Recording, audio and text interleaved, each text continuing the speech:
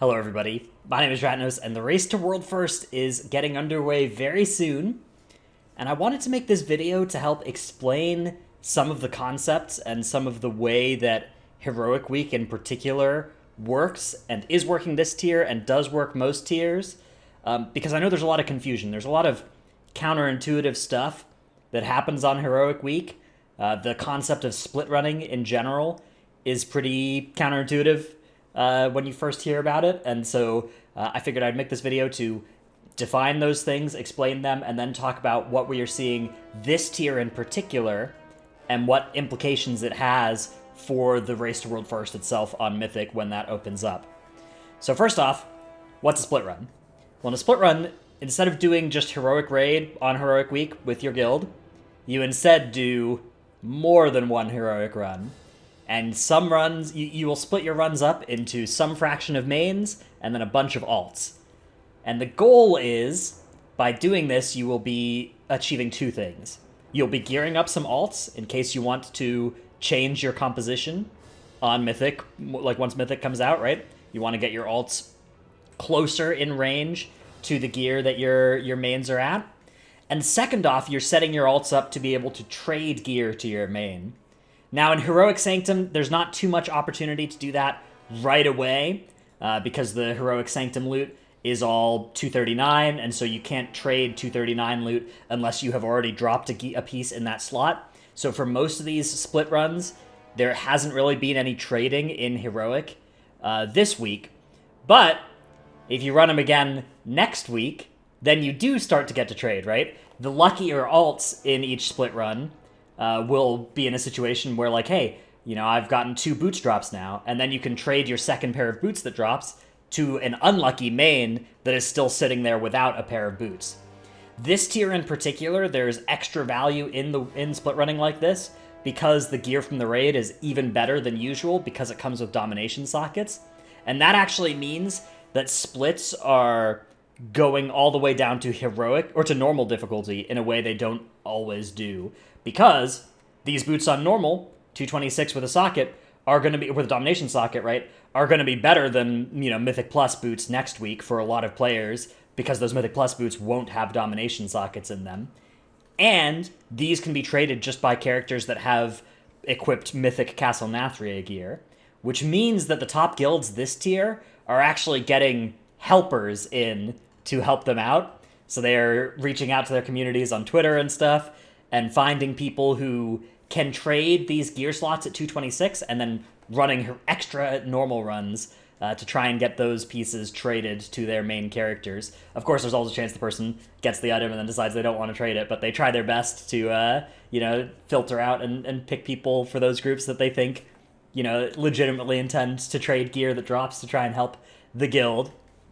So that's what's going on with split runs this week. That means that this week is actually a pretty tight, time-intensive thing, which brings me to that second point, which is Heroic Sylvanas. How does Heroic Sylvanas stack up to previous Heroic bosses? Why are we seeing, at this point, we are on Friday, so 4 days into the raid being available in North America, we only have 4 guilds that have taken out Heroic Sylvanas as the time of recording this. This is a little bit atypical, historically. If you looked back at Castle Nathria, Sire went down on Wednesday, and then by the time we're on Thursday here, we had 9 guilds that had taken it out, and on Friday we had a bunch more guilds join that, so 18 guilds had killed it by the Friday of Castle Nathria, so that is more. It's not a huge amount more. It's not like everybody just kills that thing on the first day, although some tiers you do see that. Some tiers you do see, you know, the boss just dying in large amounts on the day or the day after that it becomes killable. So Heroic is a little bit of a weird one to look at, but the thing is, the guilds aren't going for this, right? Guilds aren't trying to kill Sylvanas Heroic as fast as possible, right? If they wanted to do that, they would play a hyper-focused raid team.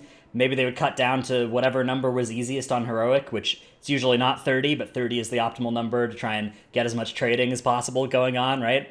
And they would play a roster of well-optimized with mains, with characters that do good damage for the fight, rather than a roster that's optimized for efficient trading between characters.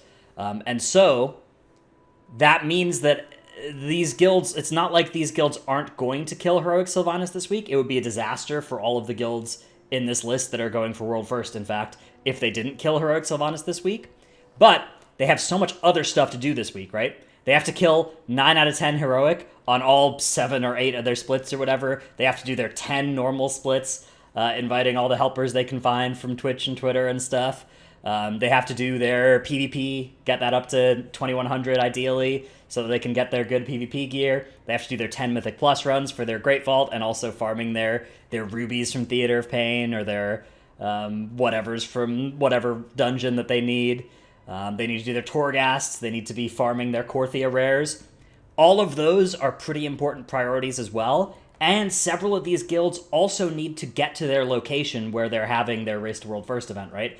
Guilds like Echo and Limit that are having in-person Race to World First events have some travel days this week to take care of as well.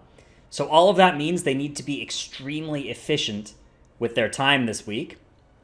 And so that means spending your time early in the week on Sylvanas, on killing Sylvanas, something that might take, say it takes 50% longer to kill it a couple days earlier, because you're a little bit less geared, a little bit less knowledge of the fight. Maybe the fight gets nerfed later in the week. Maybe you can glean strategies from watching the kills of the guilds that do care about getting heroic high rankings.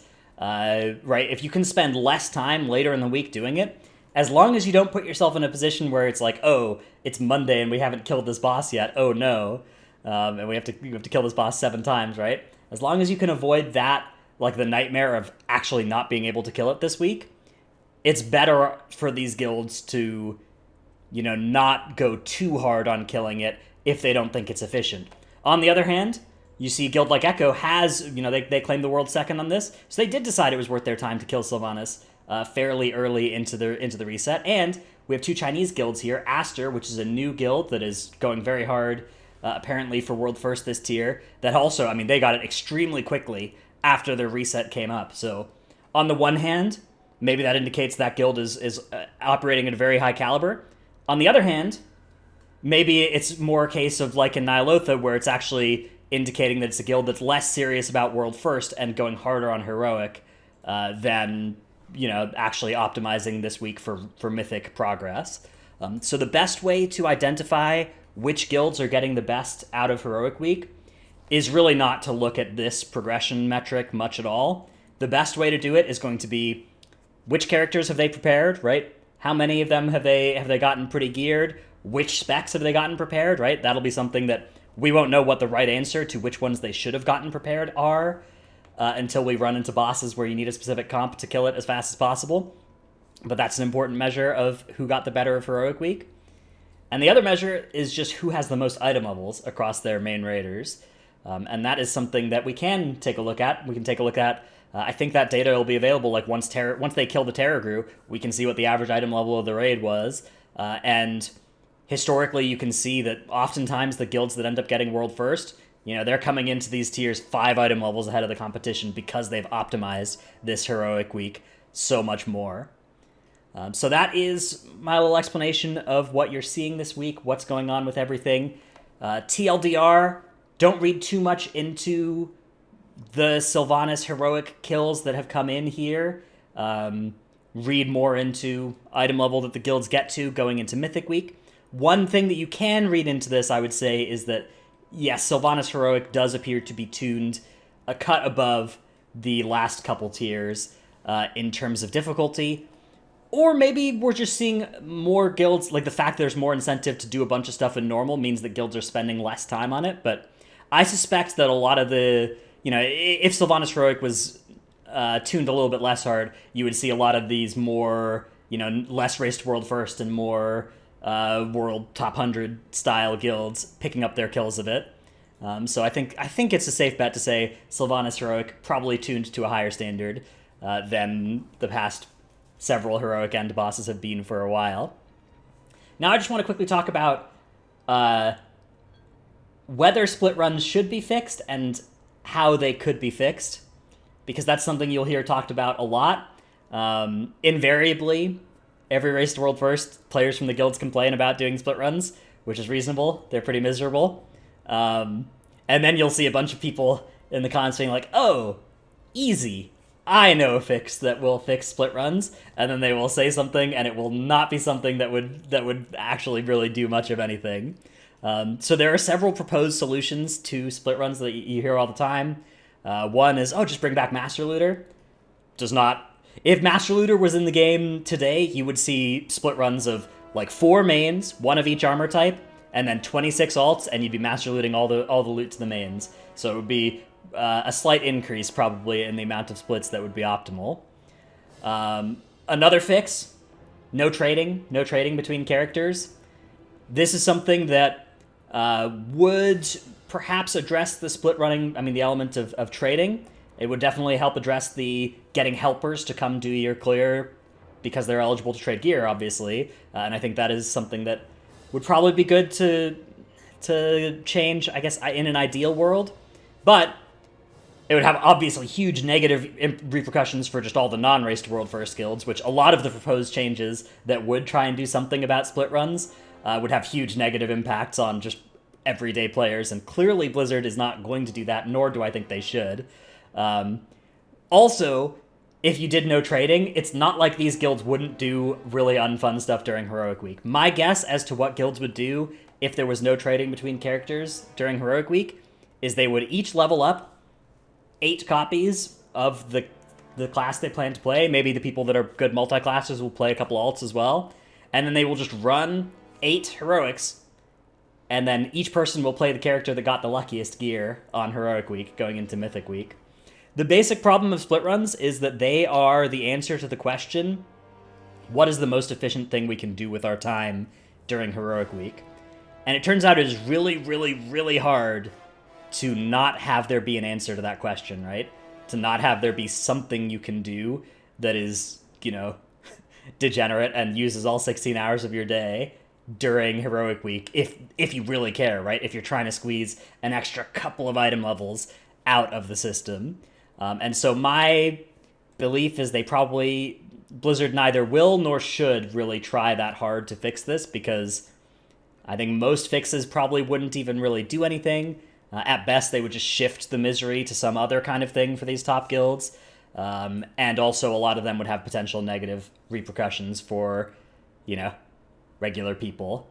So yeah, that's the explanation of split runs. That's how they work. That's how we get here. Another common suggestion is to put it all on a tournament realm, but I think that there's very good reasons to keep this in the real game and not have to. I think that you don't want Blizzard getting involved with this, with making it official competition and starting to put their own rules on things. I think it is nice that this is something just going on organically, and there are huge risks of things being way worse if we start getting like an official hand on the scale here. One thing you will hear talked about is a global release as well. So I guess I will talk a little bit about that in this video, because it's a useful primer for anybody who wants to watch Race to World first and understand what's going on. The way that the game works right now is the US servers come up, in theory, 16 hours ahead of the EU servers, which come up then an extra 16 hours ahead of the Chinese servers. And that creates an advantage for the US servers. You'll hear some diehard US fans try and spin it in some way where it doesn't create any advantage whatsoever, but I think pretty much everybody will agree that it does create some advantage. There are a lot of factors that reduce the advantage of 16-hour head start over time, over the course of the week. The fact that the US guilds go first and the EU guilds get to watch their early progression, particularly in this new world where the guilds do stream their progression, right? Complexity Limit streamed, I think in Castle Nathria, they streamed like 98% of the progression time where they were actually in the lead. And so that's something that you could gain a lot of information if you were behind them by watching. So that's something that does eat away at the advantage of the 16 hours, but I don't think it ever really catches back up. And if the US guilds really thought that it was actually better to go second, they could just wait and not start, just do heroic splits or whatever, and not start mythic progression until other people did first, right? So it's certainly an advantage. It, I think, decreases over the course of the first reset. And then, at the start of the second reset, there's a big jump in how valuable that 16-hour head start is. Getting your second reset early means that you get to come into the raid, On a fight like Sire Denathrius, for instance, we could see a big way that it impacted there. It didn't end up being killed within 16 hours, but it was very close, and it might have been if Echo hadn't adjusted their strategy to try and, do a Hail Mary play to try and catch Limit at the time. And so that was something where the advantage was certainly in display, right? Because there was a boss where they were like, man, this is really hard numbers check. But Weekly Reset comes around, we get to refarm, we get all our great vaults, we come back in 5 item levels higher, and all of a sudden, it's like training weights have been taken off, right? And now we have 16 extra hours with this gear against this boss before the Europeans get their shot at it as well. So that's I think one of the biggest times where it's most likely to be impactful if you see a tier that clears in, say, 8 days. Obviously, if a tier is finished in like 1 or 2 days, it's a big advantage as well. If it's a tier that ends in like 6 days, 7 days, if it's a tier that ends in 10 days, 11 days, at that point I would say there's a good chance that the advantage has largely been eaten up. At that point, there are other factors that do eat into it in somewhat unpredictable ways. The US maintenance is usually longer because we're the first servers that get the maintenance, and then they get to test out all the bugs on it, and then they're like, oh, the servers aren't actually turning on. Okay, we got to figure this out. And then by the time they figured it out, the EU servers don't have to go through that, diagnosis of what's wrong with this patch again. And the bosses are sometimes buggy for the first guilds to reach them as well. But I think none of that really reverses the advantage reliably. It just eats into it over time. So that's my current analysis of the 16-hour head start. One thing that you can do to put an upper bound on how big the advantage is Echo, if they chose to, could raid on the US servers. It's possible to do that. Limit raided from London to the US servers during one of the Race to World Firsts. So if Echo ever decided that the advantage was so great, they could decide to take that action.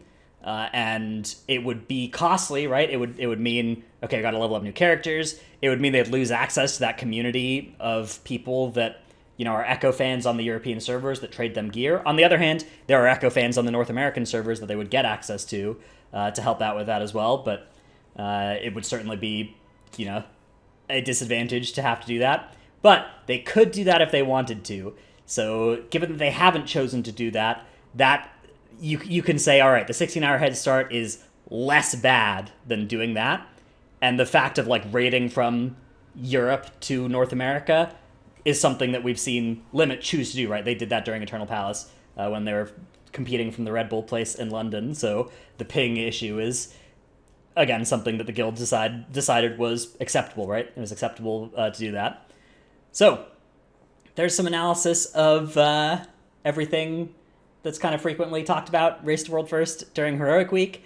I will be making some Race to World First content. Of course, I'll be casting the event for Complexity Limit this on their Twitch stream, twitch.tv/complexity, over the next several weeks, so do come check that out. A lot of great guilds will be streaming their progress as well, so check out, all the Race to World First coverage. Raider.io is going to have a really good, just this RWF button, and you'll get to go up here and see all of this, and they'll have, coverage as well, text coverage of the newest info here, so another great place to stay current with the newest happenings in the Race to World First. Should be a really fun time. I'm really excited for this tier. The bosses look really, really fun, and I plan to be making some more video content covering the Race to World First on this channel as well. So if you're interested in that, of course, subscribe and stuff. Check out my Twitch stream, twitch.tv/dratnews. Thanks everybody for watching, and I'll see you in the next one. Bye.